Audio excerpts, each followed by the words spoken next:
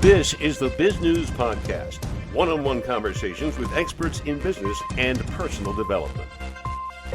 Veteran entrepreneur Deanna Herrin has some advice for women who feel stuck and unhappy, frustrated as they try to become entrepreneurs themselves. She says women are tripped up by dozens of things that prompt them to lead inauthentic lives. She explains all of that in her new book, Unbecoming, a journey to finding her. Deanna Herrin joins us for this Biz News interview podcast. Deanna, let's start by telling our audiences, radio and TV, a little bit about yourself and your company. What do you do? Well, thank you for having me. Yes. So I'm an entrepreneur. I've had my own business for the last 23 years. And in 2016, I felt this tug, that inner voice that said, Deanna, you need to write your story. You need to own your story. And I ignored it for a while. And God moved us to a small town in Oklahoma, and where we could get away from the noise. There was no distractions.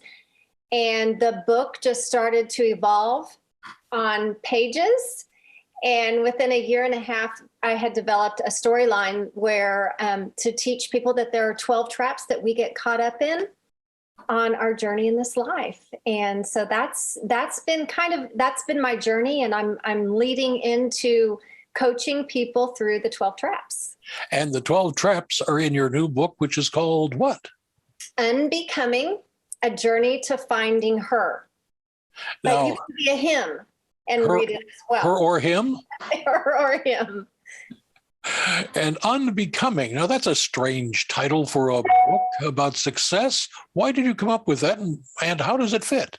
Okay, that's an awesome question. In my years as an entrepreneur, I started a business, and I wanted to become. I was learning to become a great leader. I was learning to become better at certain skill sets. I was learning to become a person who could lead other leaders and teach other leaders.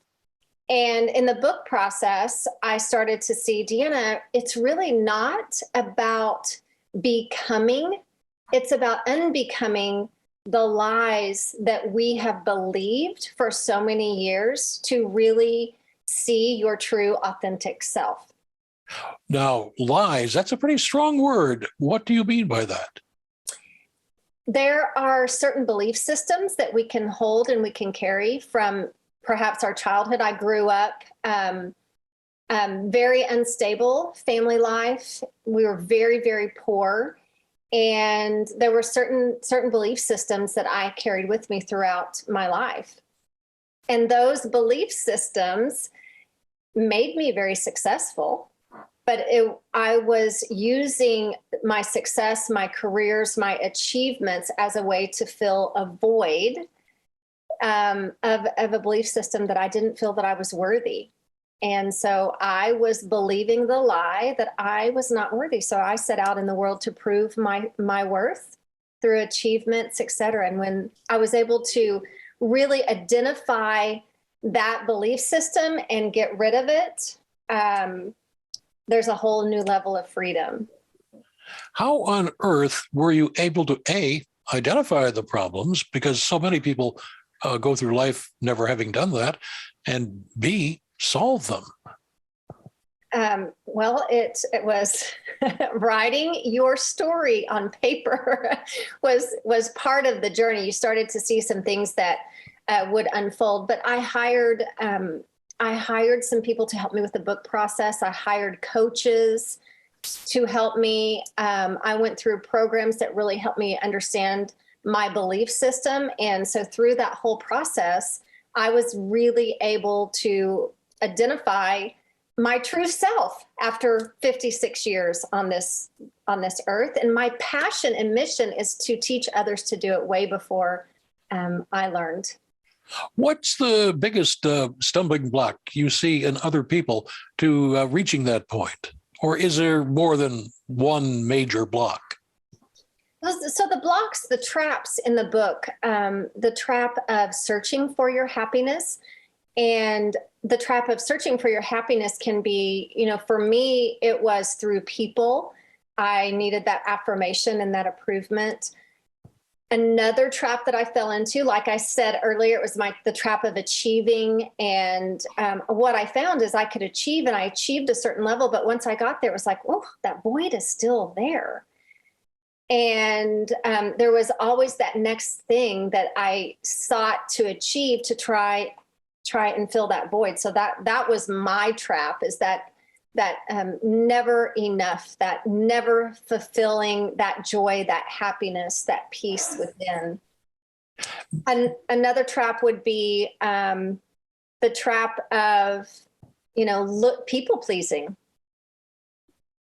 Just looking to others for, the need to please them instead of feeling 100% confident in who we are and what we bring to the table.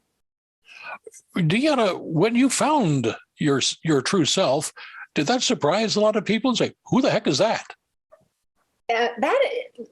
Wow, you are very aware. Yes, it did. Because I started to live my life in a whole new way, and people were used to me living that. And it wasn't a bad self. It definitely wasn't a bad self, but I'm much more confident and joyful and aware of who I am and what I bring to the table today. So it was, there were people that, just didn't understand where some things that maybe I tolerated in the past, no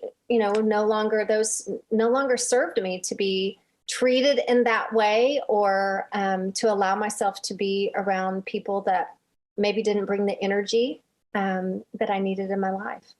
But yeah, that's a great question. Do you find that is more common among women than among men, or do you identify it regardless of sex? As far as a faulty belief system? Right, exactly. I've worked with men as well. My heart and passion really is for women. So I do see that, women, we do have, certain belief systems that do not serve us, but men can have those as well.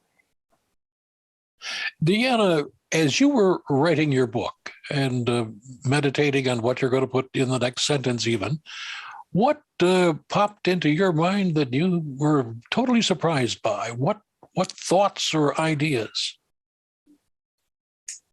Oh, there were so many thoughts and ideas that I was surprised about, because I really felt led by God, for one, to write the book. And so, I look back at it now and I go, did I really write that? And I think, that through the process, as I just wrote my story, there were just things that started to unfold. My favorite chapter in the book right now is the chapter of surrender. And that chapter, it's the last chapter of the book. And that particular chapter is just about surrendering your life to something, to your creator, to really allowing what you were created to do to really, really happen. And it's just surrendering so many things, like surrendering to the desire to please others. It's surrendering your work to a service to others, et cetera. And that one, the words just started to fall out on paper. I can't take credit for that, because it just was, I feel like it was divinely inspired. I just wrote the whole chapter within like 2 hours. That's a remarkable, speedy way to do it, to say the least. Now, Deanna, you are also involved in podcasting. Tell us a little bit about that endeavor. I am. Yes, that's a fun endeavor too. And it's just an extension of what I want to create, helping men and women become limitless as we find out the things that are really holding us back, how we can be the best versions of ourselves and serve the masses on a greater capacity. And so that's my mission with the podcast. But I love speaking. I love to share my my journey with others in hopes that it's going to help other people on their journey. And now I have 12 chapters that I can actually speak to through my podcast. So and when you sharing your thoughts and leadership ideas, do you do that via Zoom, or do you go out to a company or an organization, or what? I do it through Zoom, and Guitar Hero is not Guitar Hero, Guitar Band, something like that. There's I don't sound very technologically advanced, do I? I think Guitar Hero is actually a game that you play, but there's an app that I use, and then I just have someone edit it for me. You have been very generous sharing thoughts and your feelings about this. Deanna, what would you like to talk about that I just haven't been bright enough to ask you? Well, my biggest passion right now is I run a business right now, multi-million-dollar business that I run yearly, that I really help women in leadership and become the best leaders and versions of themselves. And outside of that business, I feel that I'm called to really help other people and other businesses just level up to that next level. What is keeping you from that next level of greatness, and how you can impact more? We're all created for impact, but if your impact is stagnant, how can I help you level up and go to that next level and become limitless? So I've started a coaching program it's actually an intensive program. I do 3 hours via Zoom on a Friday night, 5 hours Saturday morning, and we break through your beliefs. And then there's 3 or 4 follow-up calls that we do to make sure that the information that you have received and the breakthroughs that you have created are lifelong and can really help impact other people's lives. So that is my passion. I love it so much. So I call it an intensive, because why wait to figure out what's holding you back for years and years and years? Let's get it done over a weekend. So it sounds like you're taking action, to say the least. One thing we need to ask, and that is, how can people get in touch with you? I am just guessing here, you must have a website. I do have a website. We are in the process of a brand upgrade. But the website is deannaherrin.net. And of course, I'm on Instagram and Facebook at Deanna Herrin is my Instagram. So yeah, those are ways that you can reach out to me. And my podcast is Limitless Podcast. Limitless Podcast. Is that what it's called? Yes. You've been watching the Biz News Podcast. We welcome your input. Send your email to editor@biznews.com. Thanks for watching.